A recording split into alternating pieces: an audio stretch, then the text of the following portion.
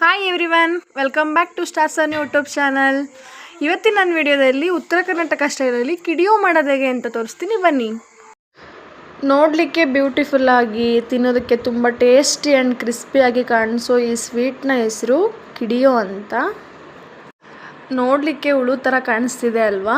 ಇದನ್ನು ಕೊಂಕಣಿಯಲ್ಲಿ ಕೂಡ ಕಲ್ಕಲ್ ಅಂತ ಕರೀತಾರಂತೆ. ಬನ್ನಿ ಇದನ್ನು ಹೇಗೆ ಮಾಡೋದಂತ ತೋರಿಸ್ತೀನಿ. 1 ಕಪ್ ಗೋಧಿ ಹಿಟ್ಟು, 3 ಸ್ಪೂನು ಚಿರೋಟಿ ರವೆ,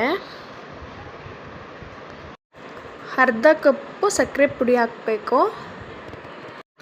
3 ಸ್ಪೂನ್ ತುಪ್ಪನ ಕರಗಿಸಿ ನಂತರ ಸೇರಿಸಿ ಚೆನ್ನಾಗಿ ಮಿಕ್ಸ್ ಮಾಡ್ಕೋಬೇಕು.